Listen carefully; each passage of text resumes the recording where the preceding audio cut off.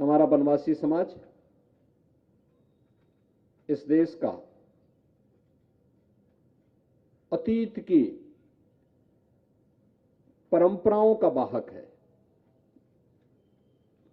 धरती को माता मान करके माता भूमि पुत्रोहम प्रतिज्ञा के दिव्य भाव के साथ आज भी भारत की अरण्य संस्कृति को वह न केवल लेकर के चल रहा है बल्कि उसके माध्यम से वैश्विक समुदाय को एक नया संदेश भी देता है कि अगर प्रकृति और परमात्मा के बीच में समन्वय नहीं होगा तो प्रलय तो जरूर आएगा।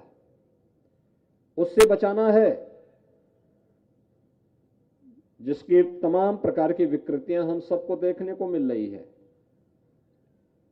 कभी ग्लोबल वार्मिंग के माध्यम से, कभी कोल्ड वेव के माध्यम से, कभी अतिवृष्टि के माध्यम से, कभी अनावृष्टि के माध्यम से, यानी तमाम ऐसी विकृतियां को हम सब सामना कर रहे हैं, पूरी जीव सृष्टि सामना कर रही है। तो हमें भारत की वन्य परंपरा के साथ जोड़ना पड़ेगा। अरण्य संस्कृति को कहीं ना कहीं पुनर्जीवित भी करना पड़ेगा, पुनर्स्थापित भी करना पड़ेगा। इस कार्यक्रम के पहले मैं कल ही गोरखपुर के एक वन्य गांव में गया था और मुझे प्रसन्नता होती है कि आजादी के बाद पहली बार जब 2017 में डबल इंजन की भारतीय जनता पार्टी की सरकार प्रदेश में आई थी, तब हम लोगों ने आजादी के 70 वर्षों के बाद उनको वास्तविक आजादी मिल पाई थी, जब उनको राजस्व गांव का दर्जा दिया गया, उनको वोटिंग राइट मिली। जिन गांवों में एक भी मकान नहीं था उनको जमीन के पट्टे देने के साथ साथ 100% सिचुएशन के लक्ष्य के साथ हमने काम किया। और कल मुझे उस गांव में जाने का अवसर प्राप्त हुआ था। मैंने देखा क्या प्रफुल्लित थे लोग, उनके चेहरे की खुशी बताती थी कि हां, डबल इंजन की सरकार ने उनके हितों के लिए कार्य किया है और वे भी इस समाज और व्यवस्था की मुख्य धारा के साथ जुड़ करके अत्यंत प्रफुल्लित थे। मुझे सोनभद्र कई बार जाने का अवसर प्राप्त हुआ।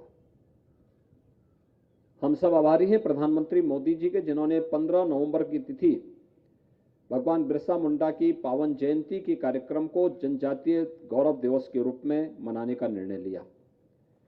आज सरकार इसके लिए बहुत सारा कार्य कर रही है। जनजातीय परंपरा को पुनर्जीवित करने के लिए, संरक्षित करने के लिए जगह जगह म्यूजियम बनाए जा रहे हैं। हम उन परंपराओं को धरोहर के रूप में सुरक्षित रख सकें, बता सकें, समय के अनुरूप इसको आगे बढ़ा सकें। इसके लिए सरकार के द्वारा अनेक प्रयास किए जा रहे हैं। हमारी सरकार को एक गौरव प्राप्त है कि वन्य गांवों को मान्यता देने के साथ ही मुसहरो, थारू, कोल, चेरो, बुक्सा, सहरिया, ये जितनी भी जातियां हैं, गौड़, 100% सिचुएशन, इन्हें जिनके पास जमीन नहीं होगी जमीन का पट्टा मिलेगा, जिनके पास मकान नहीं होगा मकान मिलेगा, जिनके पास राशन कार्ड नहीं होगा राशन कार्ड मिलेगा, जिनके पास आयुष्मान का कार्ड नहीं होगा आयुष्मान का कार्ड मिलेगा।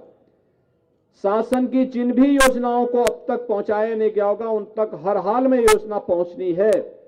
यह कार्यक्रम हमारा पूरे प्रदेश के अंदर युद्ध स्तर पर चल रहा है, क्योंकि पहला अधिकार अगर धरती माता को देता है तो धरती माता के इन वारिद पुत्रों को सबसे पहला अधिकार प्राप्त होना ही चाहिए शासन की योजना में। और इसके लिए सरकार पूरे युद्ध स्तर पर इन कार्यक्रमों को आगे बढ़ाने के लिए युद्ध स्तर पर कार्य कर रही है।